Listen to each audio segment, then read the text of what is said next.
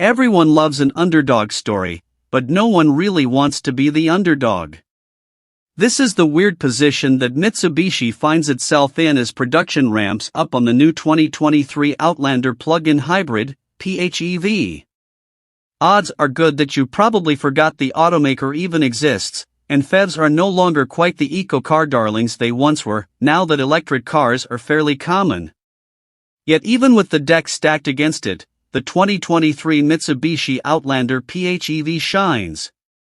No model in the automaker's lineup is more poised for success. And while the niche of plug-in SUVs may be shrinking, the Outlander is one of the best values in its class and an excellent step into electrification for drivers not quite ready or able to take the BEV plunge. It's no surprise that, externally, the new Outlander PHEV is identical to the conventional version that debuted last year with the same dynamic shield front fascia and bolder proportions, measuring around 2.4 inches wider than the last generation plug-in.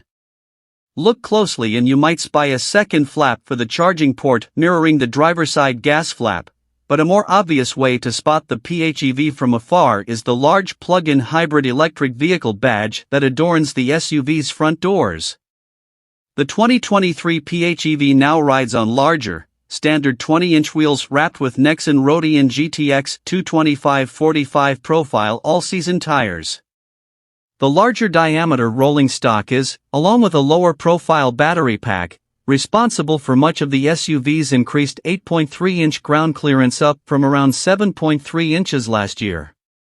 Beneath the exterior design, however, the Outlander PHEV differs significantly from its non-electrified twin. The suspension has been retuned to compensate for the additional mass and different weight distribution of the battery pack and hybrid system. To make room beneath the chassis for the hybrid hardware, the PHEV also features a unique third-row design with slimmer seats that fold flat into the cargo floor. This clever bit of engineering frees up a bit more luggage space than last year, netting the PHEV 33.5 cubic feet of cargo room with the third row stowed and 78.5 cubic feet with all seats folded nearly identical to the ICE version. However, that still leaves you with a fairly tight squeeze for adult passengers in the way back. Up front, the PHEV's cabin returns to the status quo with the same soft-touch dashboard design and materials as the non-hybrid. My example featured quilted upholstery on the seats and door cards that looked quite nice. An available massage function for the front buckets UPS the premium anti-a-bit. It's not the most invigorating massage I've had in a car, but it's not bad for a Mitsubishi. Tucked into the dashboard is a 12.3-inch digital instrument cluster, standard equipment for the PHEV, which is flanked by a 9-inch infotainment touchscreen in my example. Wired Android Auto and Apple CarPlay are standard either way. The infotainment hardware is one of many elements in common with the Outlander's platform-sharing cousin, the Nissan Rogue. In fact, the available MiPilot Assist driver aid and safety tech suite is also a clone of Nissan's ProPilot Assist, but with a green activation button rather than Nissan's blue one. That said, ProPilot is rather good, so this is another good get for the Outlander. The second-generation Outlander PHEV uses an updated version of the first-generation's series hybrid system. The electric motors responsible for turning the wheels have been upgraded for improved output and responsiveness. The front traction motor now makes 85 kilowatts and 166 pound-feet of torque. The rear motor grows to 100 kilowatts and 144 pound-feet. The engine bay is also shared with a 126 horsepower, 2.4-liter Atkinson cycle gasoline engine, but its primary job is to crank an electric starter generator to send electricity to the electric motors and battery pack. The battery in question is a 20 kilowatt-hour lithium-ion unit located beneath the cabin floor. It's both larger and thinner than the old 13.8 kilowatt-hour pack. Fully charged, the Outlander will cruise for up to 38 miles before the combustion engine needs to turn over to extend the hybrid operation range to around 420 miles. Fuel economy estimates haven't been finalized, but I averaged 30.3 miles per gallon over roughly 73 miles of highway driving. Going full throttle may cause the gasoline engine to kick in prematurely to provide additional current. Full send with all three motors humming, the Outlander outputs a peak 248 horsepower and 332 pound-feet. The combustion engine can drive the front wheels directly via a single-speed transmission above 45 miles per hour or so, but that's typically only during steady, light cruising where it's more efficient than the e-motors. Most of the time, however, the electric motors are responsible for all of the motivational torque. I was already a fan of the Outlander PHEV's smooth, EV-like acceleration and off-the-line responsiveness, and so I enjoyed this more powerful version even more.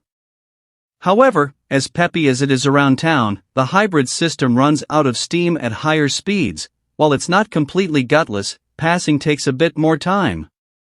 It also takes a bit of getting used to the gasoline engine sound being completely disconnected from the SUV's ground speed, but the tone is unobtrusive enough that I never found it annoying.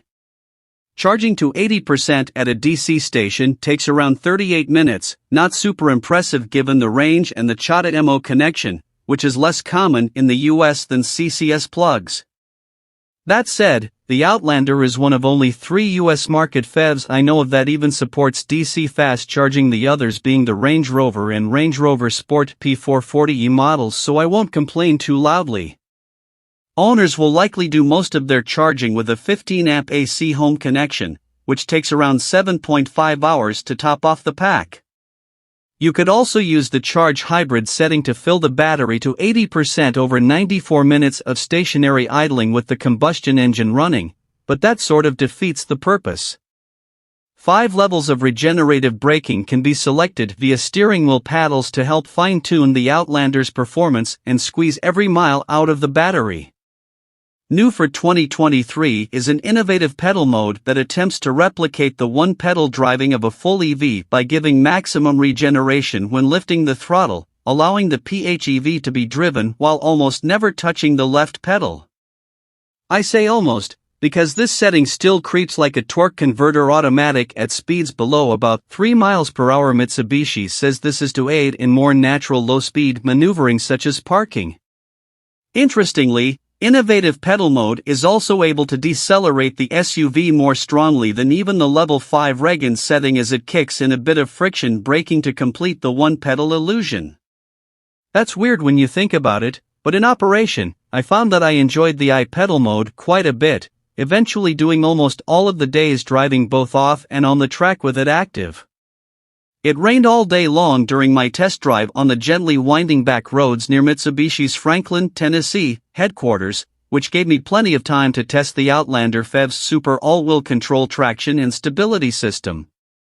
Around wet bends and through inches-deep standing water, the Outlander proved remarkably stable, going exactly where I pointed it, the brake-based yaw control operating transparently while the electric motors quietly shuffled torque between the axles.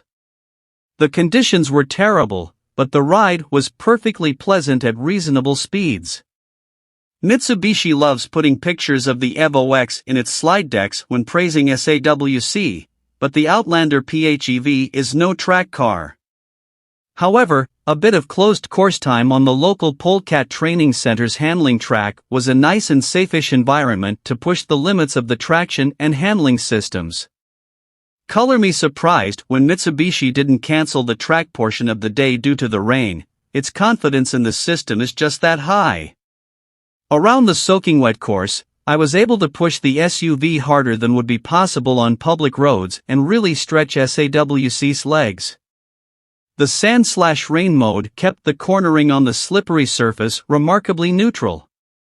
In the Sport Focus tarmac mode, I was able to get the tail wagging just a bit thanks to the slight rear bias in the power delivery. It wasn't quite full drifting, but I was able to feel the active yaw control catching the SUV's rotation and dancing controllably on the verge of oversteer. It was remarkably easy to hustle the hefty hybrid around the course, and I had a ton of fun doing it. Plug-in hybrids aren't for everyone, but the Outlander PHEV plays to the niche's strengths with enough electric range for the average daily commute and the flexibility of fairly efficient hybrid operation for longer weekend trips. The improved power, more premium amenities and excellent wet weather SAWC performance only make this 2023 model more appealing and easier to recommend. The 2023 Mitsubishi Outlander PHEV should start hitting dealerships in the next few weeks, starting at $41,190 including the $1,345 destination charge, around a $10,000 PHEV premium when compared apples to apples with the conventional AWD model. My White Diamond SAL Premium model arrived with a $51,275 price tag, which feels like a lot. A nicely equipped SA model feels like the best value at around $45,000.